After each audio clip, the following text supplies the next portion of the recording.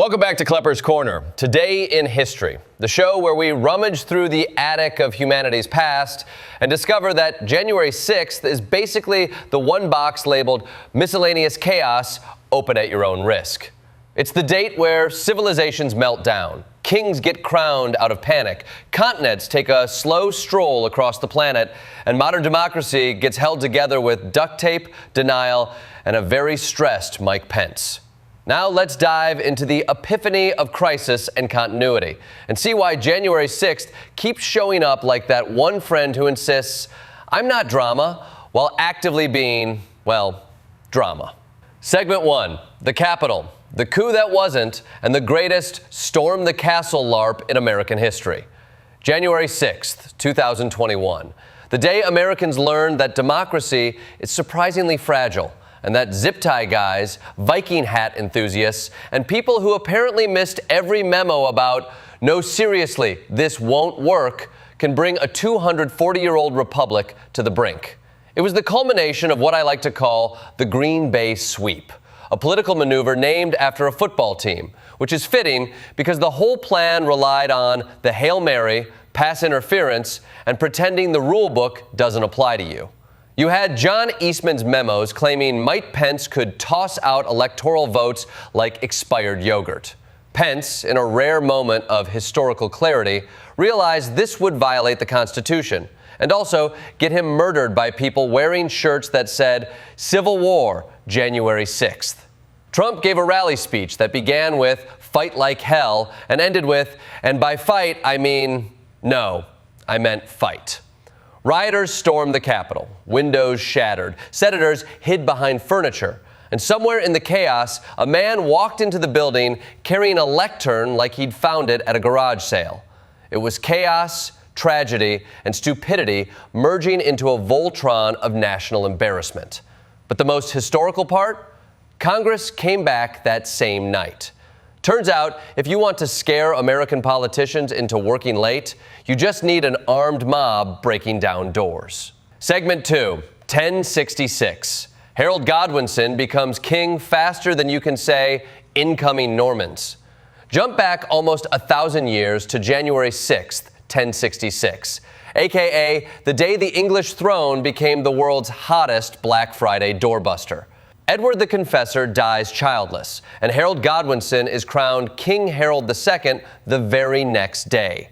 No waiting period, no thoughtful reflection, just boom, slap the crown on his head and hope the other guys don't notice. Spoiler, they noticed. William of Normandy said, "Hold up, I was promised the throne." Harald Hardrada of Norway said, "Hold up, I was promised the throne." And England said, "Hold up, why is everyone pointing boats at us?" It was the medieval version of checking your dating apps and discovering you accidentally promised marriage to 3 different people. This coronation was also the first in the new Westminster Abbey, which is sort of like getting a new car and immediately crashing it into a tree. By October, Harold was dead at Hastings, William was king, and the English language was never the same. January 6th. Come for the coronation, stay for the cultural annihilation.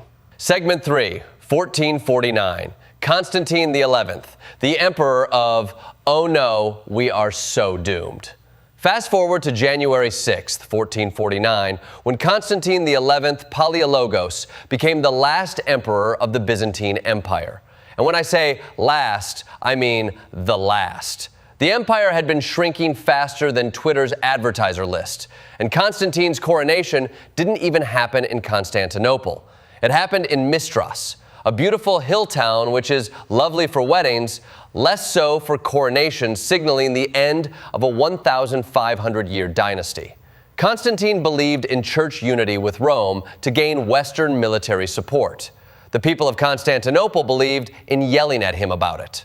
4 years later, the Ottomans arrived with cannons the size of studio apartments. The walls fell, and Constantine died defending his city. Talk about inheriting a job with no retirement plan. But he remains a legend, the last Roman emperor, the final Byzantine, the historical equivalent of the guy still holding the flashlight while the rest of the band has already left the stage. Segment 4, 1540. Henry VIII marries Anne of Cleves. immediately regrets everything. January 6th isn't just about insurrections and doomed emperors. It's also the day Henry VIII married Anne of Cleves. Now, this marriage was arranged through diplomacy, portraiture, and what I could only assume was the 16th century version of Facetune. Holbein paints a flattering portrait. Henry approves. Anne arrives. Henry says, nope, but because diplomacy matters, they get married anyway. Henry refuses to consummate it. Cromwell, the architect of this mess, soon loses his head, literally, and Anne gets the best divorce settlement in British history. Money, houses, and the title, the King's Beloved Sister, which is Tudor speak for thanks for not suing. Moral of the story: when your marriage is so bad it triggers an execution and a constitutional crisis, maybe don't do international matchmaking by portrait.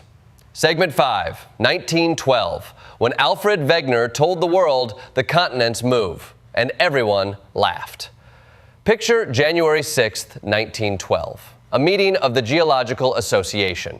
A meteorologist, yes, a meteorologist, steps up and says, "Hey everyone, continents drift." Geologists respond, "Drift? Like boats?"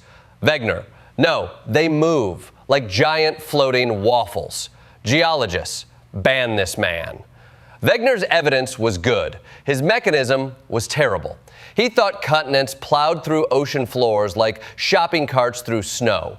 Scientists roasted him for decades. Then, in the 1960s, plate tectonics proved he was right all along. January 6th, the day science said, "Hear me out," and the world said, "No," and then 50 years later said, "Oh, sorry about that." Segment 6, 1941. FDR declares the 4 freedoms while America pretends it's not joining World War II. January 6th, 1941.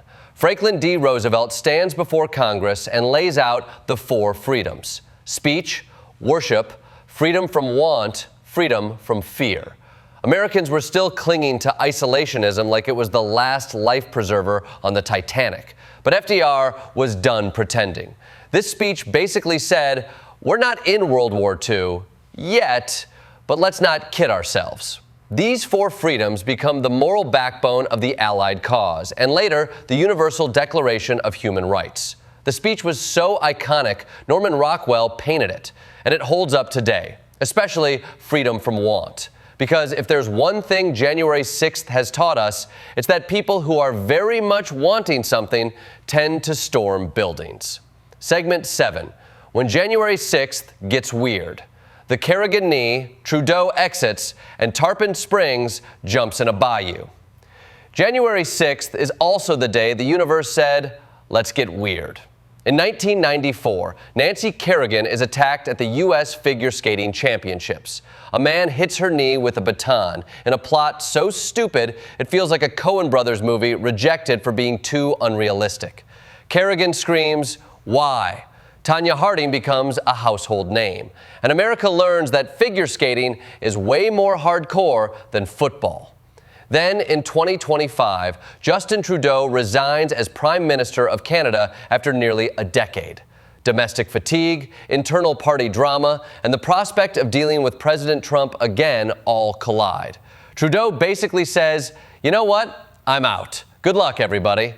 And then there's Tarpon Springs, Florida, where Greek Americans celebrate Epiphany by tossing a cross into a bayou and letting teenage boys dive into the water to retrieve it. If you're wondering whether this is the most Florida thing ever, it's not, but it's top 10. In conclusion, January 6th isn't just a date. It's a recurring historical plot twist. A day when kings rise, empires fall, continents drift, speeches shift global policy, prime ministers quit, athletes get kneecapped, and American democracy gets its blood pressure checked by force. It is crisis and revelation, collapse and continuity. A reminder that history doesn't come at us in neat little timelines. It comes in avalanches. And every once in a while, all those avalanches happen on the exact same day. Thank you for watching Klepper's Corner Today in History.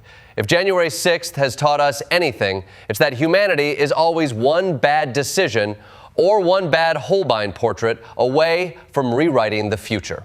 Stay curious, stay skeptical, and I'll see you next time on Klepper's Corner.